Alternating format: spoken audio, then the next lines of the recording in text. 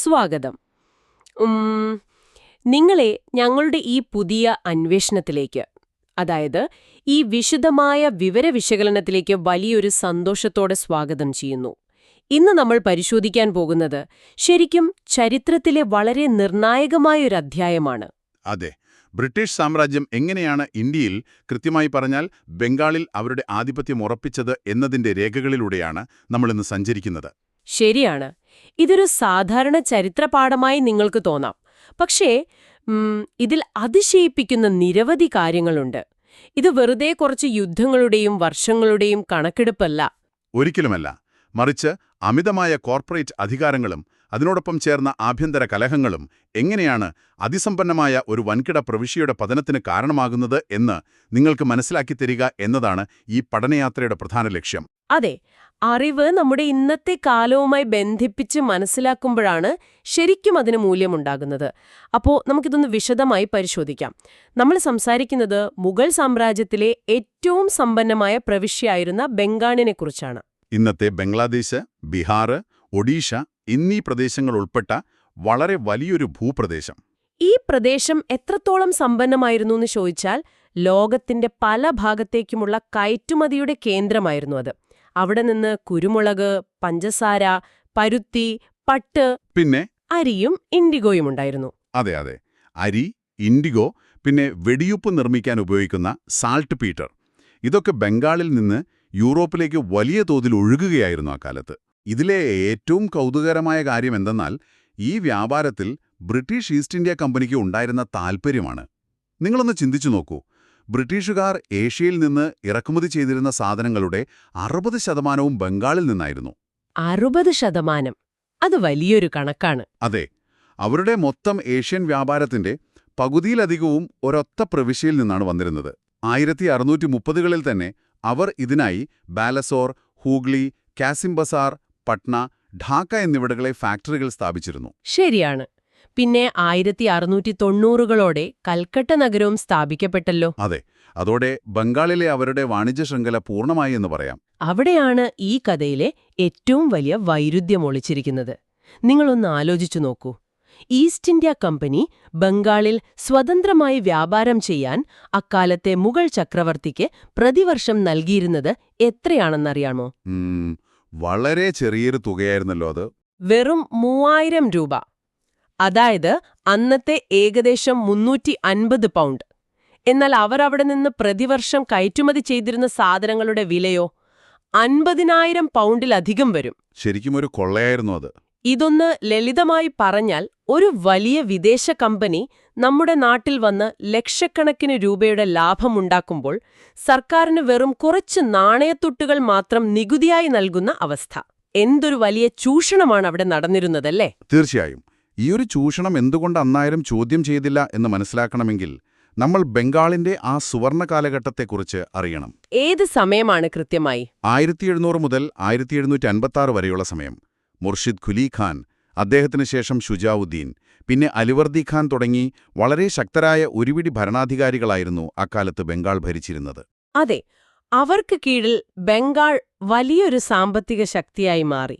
അലിവർദി ഖാനൊക്കെ മുഗൾ ചക്രവർത്തിക്ക് കപ്പം നൽകുന്നത് പോലും നിർത്തിവെച്ച് തികച്ചും സ്വതന്ത്രമായാണ് ഭരിച്ചിരുന്നത് എന്ന് വായിച്ചതായി ഓർക്കുന്നു. ശരിയാണ്, അദ്ദേഹം വളരെ ശക്തനായിരുന്നു. ഒരു നിമിഷം, എനിക്കിവിടെ ഒരു സംശയമുണ്ട്. ബംഗാൾ ഇത്രമാത്രം സമ്പന്നവും ശക്തവുമായിരുന്നെങ്കിൽ ഈ ബ്രിട്ടീഷ് കമ്പനിയുടെ ഇത്തരം തോന്നിയാസങ്ങൾ അവരെന്തിനു സഹിക്കണം? അവർക്ക് ബ്രിട്ടീഷുകാരെ അവിടെ നിന്ന് എളുപ്പത്തിൽ പുറത്താക്കാമായിരുന്നില്ലേ? അവിടെയാണ് അന്നത്തെ ഇന്ത്യയുടെ രാഷ്ട്രീയ സാഹചര്യം നമ്മൾ മനസ്സിലാക്കേണ്ടത്. ഇന്ത്യയുടെ മറ്റു ഭാഗങ്ങൾ മുഴുവൻ വലിയ സംഘർഷങ്ങളിലായിരുന്നു അക്കാലത്ത്. അതായത് മറാഠ ആക്രമണങ്ങളും മറ്റും. അതെ, ഒരു വശത്ത് മറാഠ ആക്രമണങ്ങൾ, മറുവശത്ത് ജാട്ട് കലാപങ്ങൾ, പിന്നെ നാദിർ ഷാ, അഹമ്മദ് ഷാ അബ്ദാലി എന്നിവരുടെ അധിനിവേശങ്ങൾ. ഇതിനെല്ലാം നടുവിൽ ബംഗാൾ മാത്രമായിരുന്നു ഒരു സുരക്ഷിത താവളം. അപ്പൊ ആളുകൾ അങ്ങോട്ട് കുടിയേറാൻ തുടങ്ങിയിട്ടുണ്ടാകുമല്ലോ? തീർച്ചയായും. ഈ സുരക്ഷിതത്വം വലിയൊരു സാമ്പത്തിക വളർച്ചയ്ക്ക് കാരണമായി. ഇതിന്റെ ഏറ്റവും വലിയ ഉദാഹരണമാണ് കൽക്കട്ടയിലെ ജനസംഖ്യ. 1706-ൽ വെറും 17,000 ആയിരുന്ന ജനസംഖ്യ 1750 ആയപ്പോഴേക്കും 1,00,000 ഉയർന്നു. വലിയൊരു വ്യാപാര കേന്ദ്രമായി അത് മാറിയിരുന്നു. അപ്പോൾ ഇതിന്റെ എല്ലാം അർത്ഥമെന്താണ്? ഒരു വശത്ത് ബംഗാൾ സാമ്പത്തികമായി വളരുന്നു, ആളുകൾ ഇവിടേക്ക് ഒഴുകുന്നു. മറുവശത്ത് ഈസ്റ്റ് ഇന്ത്യ കമ്പനി നാമമാത്രമായ നികുതി നൽകി വൻ ലാഭം കൊയ്യുന്നു. സ്വാഭാവികമായും കമ്പനിയുടെ ഈ പ്രത്യേക ആനുകൂല്യങ്ങൾ സർക്കാരിന്റെ ഖജനാവിന് വലിയ നഷ്ടമുണ്ടാക്കിയിട്ടുണ്ടാകണം. അതായിരുന്നു ഏറ്റവും വലിയ പ്രശ്നം. ഭരണാധികാരികൾക്ക് സാമ്പത്തിക വളർച്ച ആവശ്യമായിരുന്നു. എന്നാൽ കമ്പനിയുടെ നികുതി വെട്ടിപ്പ് അവരെ വല്ലാതെ അലട്ടി. ഈ പണവും അധികാരവും ബംഗാൾ ഗവർണർമാരും ബ്രിട്ടീഷുകാരും തമ്മിലുള്ള വലിയൊരു ശത്രുതയ്ക്ക് കാരണമായി മാറിയിട്ടുണ്ടാകുമല്ലോ. കൃത്യമായി പറഞ്ഞാൽ അതുതന്നെയാണ് സംഭവിച്ചത്.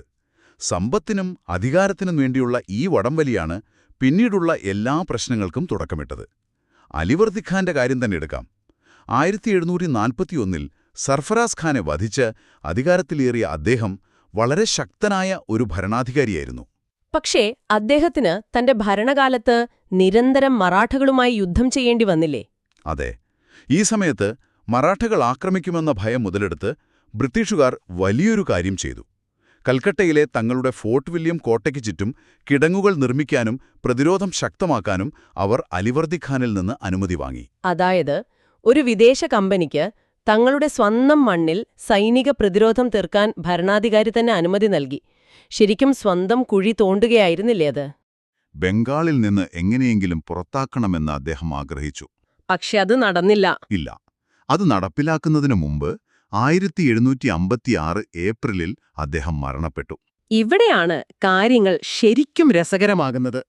അലിവർദി ഖാന്റെ മരണശേഷം അധികാരത്തിൽ വരുന്നത് അദ്ദേഹത്തിന്റെ പേരക്കുട്ടിയായ സിറാജ് ഉദ്ദോളയാണ്. വെറും 20 വയസ്സുള്ളൊരു യുവാവ്. നിങ്ങളൊന്ന് അവസ്ഥ സങ്കൽപ്പിച്ചു നോക്കൂ. 20-ാം വയസ്സിൽ ഇന്ത്യയിലെ ഏറ്റവും സമ്പന്നമായ പ്രവിശ്യയുടെ നവാബാകുന്നു. അതും അക്ഷരാർത്ഥത്തിൽ ശത്രുക്കളുടെ നടുവിലേക്ക്. കൊട്ടാരത്തിനുള്ളിൽ തന്നെ അയാൾക്ക് ഒരുപാട് ശത്രുക്കളുണ്ടായിരുന്നില്ലേ? ശരിയാണ്. അതൊരു വലിയ രാഷ്ട്രീയ പ്രതിസന്ധിയായിരുന്നു. സിറാജിനു പാരമ്പര്യമായി ലഭിച്ചത് സമ്പത്തു മാത്രമല്ല, ഒരു കൂട്ടം ശത്രുക്കളെ കൂടിയായിരുന്നു. സ്വന്തം കുടുംബത്തിൽ നിന്ന് തന്നെയായിരുന്നു പ്രധാന എതിർപ്പുകൾ. അമ്മായിയുടെ പ്രശ്നം തന്നെയല്ലേ? അതെ. സ്വന്തം അമ്മായിയായ ഖസീറ്റി ബീഗം, പിന്നെ പൂർണിയയിലെ നവാബും ബന്ധുവുമായ ഷൗക്കത്ത് ജംഗ് എന്നിവർ അധികാരത്തിനായി ആഗ്രഹിച്ചു. പോരാത്തതിന് സൈന്യാധിപനായിരുന്ന മീർ ജാഫർ, അലിവർദി ഖാന്റെ സഹോദരിയുടെ ഭർത്താവായിരുന്നു അദ്ദേഹം. അദ്ദേഹത്തിനും ഈ യുവാവ് നവാബായി വരുന്നത് തീരെ ഇഷ്ടപ്പെട്ടില്ല. ഇതിനു പുറമെ ദർബാറിലെ, അതായത് രാജസദസ്സിലെ വലിയ പണക്കാരും സ്വാധീനമുള്ളവരുമായ ആളുകളും സിറാജിനെതിരെ തിരിഞ്ഞിരുന്നില്ലേ? തീർച്ചയായും. ജഗത് സേത്ത് എന്ന വലിയ ബാങ്കർമാരുടെ കുടുംബം, ഒമിചന്ദ്, റായ് വല്ലഭ്, റായ് ദുർലഭ് എന്നിവരടങ്ങുന്ന ദർബാറിലെ പ്രബലരായ ഒരു സംഘം സിറാജിനെതിരെ രഹസ്യമായി പ്രവർത്തിക്കുകയായിരുന്നു. ഇതിനെല്ലാറ്റിനും ഉപരിയാണ് ബ്രിട്ടീഷ് കമ്പനിയുടെ ഇടപെടലുകൾ. സിറാജ് വളരെ ചെറുപ്പമായിരുന്നു, മുൻകോപിയുമായിരുന്നു എന്ന് പറയപ്പെടുന്നു. ഈ ശത്രുക്കളെ മുഴുവൻ കണ്ടപ്പോൾ അദ്ദേഹത്തില് വലിയ അരക്ഷിതാവസ്ഥയുണ്ടായിട്ടുണ്ടാകും. സ്വന്തം സ്ഥാനം ഉറപ്പിക്കാൻ അദ്ദേഹം ചില കടുത്ത തീരുമാനങ്ങളെടുത്തു. ഷൗക്കത്ത് ജംഗിനെ യുദ്ധത്തിൽ കൊലപ്പെടുത്തി, ഖസീറ്റി ബീഗത്തിന്റെ സ്വത്തുക്കൾ കണ്ടുകെട്ടി, മീർ ജാഫറിനെ സൈന്യാധിപസ്ഥാനത്തുനിന്ന് നീക്കി. അപ്പോൾ കൊട്ടാരത്തിനുള്ളിൽ അങ്ങനെയൊരു ഗെയിം ഓഫ് ത്രോൺസ് പോലത്തെ അവസ്ഥ നടക്കുകയാണ്. ഇതിനിടയിലാണ് ബ്രിട്ടീഷുകാർ വീണ്ടും പ്രശ്നങ്ങളുണ്ടാക്കുന്നത്. സിറാജിന്റെ യാതൊരു അനുമതിയുമില്ലാതെ അവർ കൽക്കട്ട കോട്ട വീണ്ടും വികസിപ്പിച്ചു. അതുമാത്രമല്ല, സിറാജിന്റെ കണ്ണിലെ കരടായിരുന്ന റായ് വല്ലഭിന്റെ മകൻ കൃഷ്ണദാസ് വലിയൊരു സമ്പത്തുമായി ഒളിച്ചോടിയപ്പോൾ ബ്രിട്ടീഷുകാർ അയാൾക്ക് കോട്ടയിൽ അഭയം നൽകുകയും ചെയ്തു. അതൊരു വലിയ പ്രകോപനമായിരുന്നു. ഒരു ഭരണാധികാരിയെ സംബന്ധിച്ച് ഇതിലും വലിയൊരു അപമാനം വേറെയുണ്ടോ? സ്വാഭാവികമായും സിറാജ് ഇതിനെതിരെ തിരിച്ചടിച്ചു. അദ്ദേഹം സൈന്യവുമായി പോയി കൽക്കട്ടയിലെ ബ്രിട്ടീഷ് കോട്ട പിടിച്ചെടുത്തു. ആ ആക്രമണവുമായി ബന്ധപ്പെട്ട് ചരിത്രത്തിൽ വളരെ വലിയൊരു ചർച്ചാവിഷയമുണ്ട്. അതാണ് ബ്ലാക്ക് ഹോൾ ദുരന്തം, അഥവാ ഇരുട്ടറ ദുരന്തം. സിറാജുദ്ദൗള കൽക്കട്ട പിടിച്ചെടുത്തപ്പോൾ 146 ഇംഗ്ലീഷുകാരെ വളരെ ചെറിയൊരു മുറിയിൽ അടച്ചുവെന്നും അതിൽ ശ്വാസം മുട്ടി 123 പേർ മരിച്ചുവെന്നുമാണ് ബ്രിട്ടീഷ് രേഖകൾ പറയുന്നത്. ശരിക്കും അങ്ങനെ സംഭവിച്ചിരുന്നോ? അത്രയും പേര് ഒരു ചെറിയ മുറിയിൽ? ഇവിടെ നമ്മളൊരു കാര്യം ശ്രദ്ധിക്കണം. ആധുനിക ചരിത്രകാരന്മാർ ഈ സംഖ്യകളെ പൂർണ്ണമായും അംഗീകരിക്കുന്നില്ല. ഇതിൽ വലിയ അതിശയോക്തിയുണ്ടെന്നും മരണസംഖ്യ വളരെ കുറവായിരിക്കാമെന്നുമാണ് അവർ ചൂണ്ടിക്കാണിക്കുന്നത്. എന്തായാലും യഥാർത്ഥ സംഖ്യ എന്തുതന്നെയായാലും ഈയൊരു സംഭവം ബ്രിട്ടീഷുകാർക്ക് സിറാജിനെതിരെ അതിശക്തമായി തിരിച്ചടിക്കാനുള്ള ഒരു മികച്ച ന്യായീകരണമായി മാറിയെന്നതാണ് ചരിത്രസത്യം. അതെ, കൽക്കട്ട കോട്ട സിറാജ് പിടിച്ചെടുത്ത വാർത്ത മദ്രാസിലെത്തിയപ്പോൾ അവിടെ നിന്ന് റോബർട്ട് ക്ലൈവ് എന്ന അതിബുദ്ധിമാനായ ബ്രിട്ടീഷ് ഉദ്യോഗസ്ഥന്റെ നേതൃത്വത്തിൽ ശക്തമായൊരു സൈന്യം കൽക്കട്ടയിലേക്ക് തിരിച്ചു. ഈ വരവാണ് ചരിത്രപ്രസിദ്ധമായ പ്ലാസി യുദ്ധത്തിലേക്ക് നയിച്ചത്. 1757 ജൂൺ 23 നടന്ന പ്ലാസി യുദ്ധം. പക്ഷേ നമ്മളിതിനെ ഒരു യുദ്ധമെന്ന് വിളിക്കുന്നത് തന്നെ ശരിയാണോ? കാരണം ഒരു വെടി പൊട്ടുന്നതിന് മുമ്പ് തന്നെ ഇതിന്റെ വിധി നിർണയിക്കപ്പെട്ടിരുന്നില്ലേ? അത് വളരെ കൃത്യമായൊരു ചോദ്യമാണ്. പ്ലാസി ശരിക്കുമൊരു യുദ്ധമായിരുന്നില്ല, അതൊരു വലിയ ചതിയായിരുന്നു. റോബർട്ട് ക്ലൈവ് ബംഗാളിലെത്തിയ ഉടനെ മനസ്സിലാക്കി, നേർക്കുനേർ യുദ്ധം ചെയ്താൽ നവാബിന്റെ വലിയ സൈന്യത്തെ തോൽപ്പിക്കാൻ കഴിയില്ല എന്ന്. അപ്പോ ക്ലൈവ് വേറെ വഴി നോക്കി. നവാബിനെ ചതിക്കണം, പകരം മീർ ജാഫറിനെ നവാബാക്കാം എന്നും തീരുമാനിക്കപ്പെട്ടു. പകരം കമ്പനിക്ക് എന്ത് കിട്ടും? കമ്പനിക്ക് വലിയ വാണിജ്യ ആനുകൂല്യങ്ങളും പണവും നൽകണമെന്നായിരുന്നു വ്യവസ്ഥ. നിങ്ങളൊന്ന് സങ്കൽപ്പിച്ചു നോക്കൂ. സിറാജുദ്ദൗള തന്റെ 50,000 വരുന്ന വമ്പൻ സൈന്യവുമായി യുദ്ധക്കളത്തിൽ നിൽക്കുകയാണ്. എതിർവശത്ത് റോബർട്ട് ക്ലൈവിന്റെ വളരെ ചെറിയൊരു സൈന്യം മാത്രം. പക്ഷേ യുദ്ധം തുടങ്ങിയപ്പോൾ സ്വന്തം സൈന്യാധിപനായ മീർ ജാഫറും കൂട്ടരും അനങ്ങാതെ നിൽക്കുകയാണ്. സ്വന്തം ആളുകൾ തന്നെ ഒറ്റിക്കൊടുത്താൽ പിന്നെന്തു ചെയ്യാൻ കഴിയും? വളരെ എളുപ്പത്തിൽ സിറാജ് പരാജയപ്പെട്ടു. പിന്നീട് അദ്ദേഹം പിടിക്കപ്പെടുകയും മീർ ജാഫറിന്റെ മകനായ മീരാന്റെ ഉത്തരവ് പ്രകാരം കൊല ചെയ്യപ്പെടുകയും ചെയ്തു. ഇതിനെ വിശാലമായ ചിത്രവുമായി ബന്ധിപ്പിച്ചാൽ എന്താണ് ഈ സംഭവത്തിന്റെ യഥാർത്ഥ പ്രസക്തിയെന്ന് നമ്മൾ മനസ്സിലാക്കണം. ഇത് കേവലമൊരു പ്രാദേശിക ഭരണാധികാരിയുടെ പതനം മാത്രമായിരുന്നില്ല. ഇത് ഇന്ത്യയിലെ ബ്രിട്ടീഷ് സാമ്രാജ്യത്തിന്റെ അടിത്തറയായിരുന്നു. അതെ, അധികാരമാറ്റം അവിടെ പൂർണ്ണമായി. ഈ സംഭവത്തിന് ശേഷം മീർ ജാഫർ പുതിയ നവാബായി. അദ്ദേഹം കമ്പനിക്ക് വലിയ തുകയും അതിനു പുറമെ 24 പർഗാനകളുടെ സമീന്ദാരി അവകാശവും നൽകി. ഈ സമീന്ദാരി അവകാശം എന്നാൽ ആ പ്രദേശത്തെ ജനങ്ങളിൽ നിന്ന് നേരിട്ട് നികുതി പിരിക്കാനുള്ള അധികാരമാണ്. അതോടെ കമ്പനി വെറുമൊരു വ്യാപാര സ്ഥാപനം എന്നതിൽ നിന്ന് ഒരു ഭരണകൂടത്തിന്റെ സ്വഭാവത്തിലേക്ക് മാറി. അവിടെ ഉണ്ടായിരുന്ന ഫ്രഞ്ചുകാരെ അവർ പൂർണ്ണമായും പുറത്താക്കുകയും ചെയ്തു.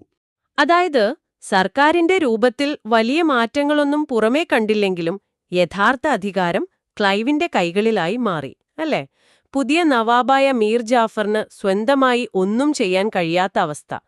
കൽക്കട്ടയ്ക്ക് മേലുള്ള ബ്രിട്ടീഷുകാരുടെ അധികാരം അംഗീകരിക്കപ്പെട്ടു. പോരാത്തതിന് നവാബിന്റെ ദർബാറിൽ കാര്യങ്ങൾ നിയന്ത്രിക്കാൻ ഒരു ഇംഗ്ലീഷ് ഉദ്യോഗസ്ഥനെ നിയമിക്കുകയും ചെയ്തു. ചുരുക്കത്തിൽ മീർ ജാഫർ ബ്രിട്ടീഷുകാരുടെ വെറുമൊരു കളിപ്പാവയായി മാറി. പക്ഷേ ഈ കളിപ്പാവയ്ക്ക് വളരെ വേഗം തന്നെ താൻ ചെയ്ത വലിയ അബദ്ധം മനസ്സിലായി. ക്ലൈവിന്റെയും കമ്പനിയുടെയും അമിതമായ പണക്കൊതിയും ഇടപെടലുകളും മീർ ജാഫറിനെ വല്ലാതെ അസ്വസ്ഥനാക്കി. പണം കൊടുക്കാൻ ഖജാനാവിൽ ഒന്നും ബാക്കിയുണ്ടായിരുന്നില്ല, അല്ലേ? അതെ, കമ്പനിക്ക് കൊടുക്കാമെന്നേറ്റ പണം മുഴുവൻ കൊടുക്കാൻ ഖജാനാവിൽ പണവുമുണ്ടായിരുന്നില്ല. ഇതിൽ നിന്ന് എങ്ങനെയെങ്കിലും രക്ഷപ്പെടാൻ അദ്ദേഹം ചിൻസുരയിലുള്ള ഡച്ചുകാരുമായി ചേർന്ന് കമ്പനിക്കെതിരെ ഒരു ഗൂഢാലോചന നടത്തി. അത് വിജയിച്ചോ? ഇല്ല, അത് ദയനീയമായി പരാജയപ്പെട്ടു. ബ്രിട്ടീഷുകാർ ഈ നീക്കം മുൻകൂട്ടി കണ്ടിരുന്നു. 1759 നവംബറിൽ ബെദാരിയിൽ വെച്ച് നടന്ന യുദ്ധത്തിൽ അവർ ഡച്ചുകാരെ അതികഠിനമായി പരാജയപ്പെടുത്തി. അതോടെ മീർ ജാഫറിന്റെ അവസാന പ്രതീക്ഷയും അസ്തമിച്ചു. മീർ ജാഫറിന്റെ ഈ ചതി ബ്രിട്ടീഷുകാരെ വല്ലാതെ ചൊടിപ്പിച്ചു. അതിനിടയിലാണ് മീർ ജാഫറിന്റെ മകൻ മീരാൻ മരിക്കുന്നത്. അതെ, മീരാൻ പെട്ടെന്ന് മരണപ്പെട്ടു. അതോടെ അടുത്ത നവാബ് ആരാകണമെന്നതിനു ചൊല്ലി കൊട്ടാരത്തിൽ വീണ്ടും തർക്കം തുടങ്ങി. മീർ കാസിമിന്റെ മരുമകനായ മീർ കാസിമും മീറാന്റെ മകനും തമ്മിലായിരുന്നു മത്സരം. ഈ അവസരം മുതലെടുത്ത് കൽക്കട്ടയിലെ പുതിയ ഗവർണറായ വാൻസിറ്റാട്ട് മീർ കാസിമിനെ പിന്തുണയ്ക്കാൻ തീരുമാനിച്ചു. അങ്ങനെ 1760-ൽ മീർ കാസിമും കമ്പനിയും തമ്മിൽ ഒരു പുതിയ കരാർ ഒപ്പിട്ടു. ആ 1760-ലെ കരാർ കമ്പനിയെ സംബന്ധിച്ചിടത്തോളം ഒരു ലോട്ടറി അടിച്ചതുപോലെ ആയിരുന്നില്ലേ? ആ വ്യവസ്ഥകൾ കേട്ടാൽ നമ്മൾ ശരിക്കും ഞെട്ടിപ്പോകും. ബർദ്വാൻ, മിഡ്നാപൂർ, ചിറ്റഗോങ് എന്നീ 3 ജില്ലകളുടെ പൂർണ്ണ അധികാരം കമ്പനിക്ക് വിട്ടുകൊടുത്തു.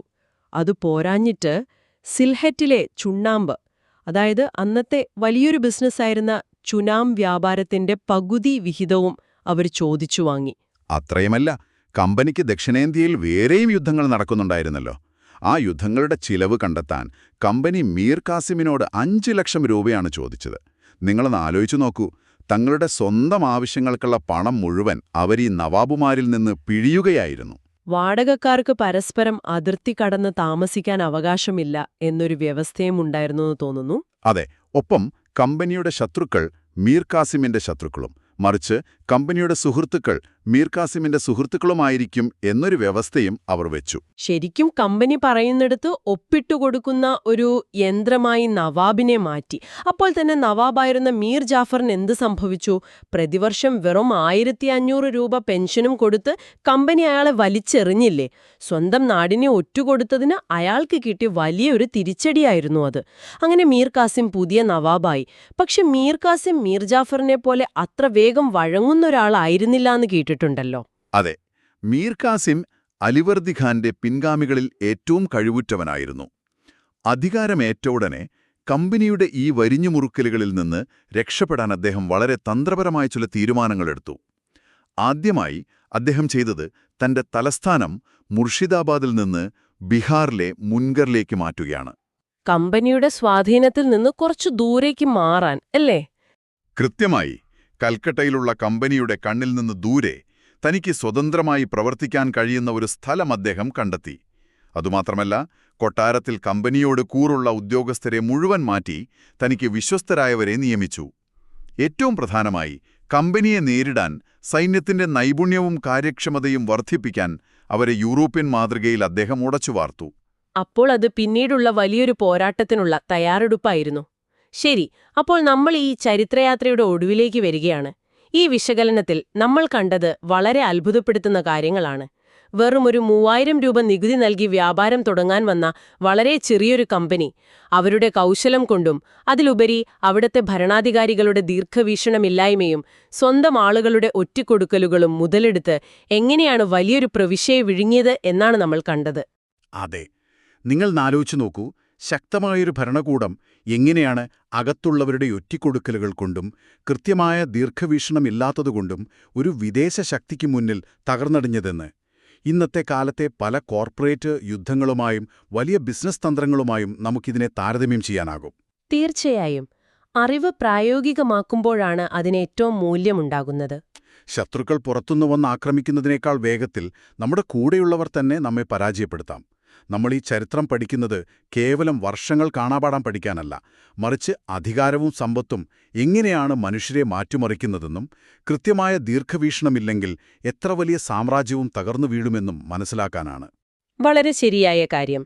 ഈ പഠനയാത്ര അവസാനിപ്പിക്കുന്നതിന് മുമ്പ് നിങ്ങൾക്ക് സ്വയം ചിന്തിക്കാൻ ഞങ്ങളൊരു ചോദ്യം നൽകുകയാണ്. കൽക്കട്ടയിലെ ബ്രിട്ടീഷ് സ്വാധീനത്തിൽ നിന്ന് അകന്നു നിൽക്കാൻ മീർ കാസിം തന്റെ തലസ്ഥാനം മാറ്റുകയും സൈന്യത്തെ നവീകരിക്കുകയും ചെയ്തുവല്ലോ. എന്നാൽ സിറാജ് ഉദ്ദൗളയ്ക്ക് മുമ്പ് തന്നെ, അതായത് അലിവർദി ഖാന്റെ കാലത്ത് തന്നെ, ബ്രിട്ടീഷുകാർക്ക് കോട്ടയ്ക്കു ചുറ്റും കിടങ്ങുകൾ പണിയാൻ അനുമതി നൽകുന്നതിനു പകരം ഇതുപോലൊരു സൈനിക നവീകരണം ബംഗാളിൽ നടന്നിരുന്നെങ്കിലോ? ഒരുപക്ഷേ ബ്രിട്ടീഷ് സാമ്രാജ്യത്തിന് ഇന്ത്യയിൽ പച്ചപിടിക്കില്ലായിരുന്നോ? ഇന്ത്യയുടെ ഇന്നത്തെ ഭൂപടം തന്നെ മറ്റൊന്നാകുമായിരുന്നോ? അതൊരു വലിയ ചോദ്യമാണ്.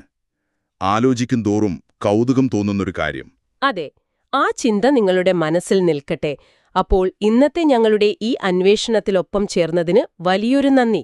വളരെ ആവേശകരമായ ഈ ആഴത്തിലുള്ള വിവരവിശകലനം നമ്മളിവിടെ പൂർണ്ണമാക്കുകയാണ്. വരും ദിവസങ്ങളിൽ കൂടുതൽ ചരിത്ര രഹസ്യങ്ങളുമായി നമുക്ക് വീണ്ടും കാണാം.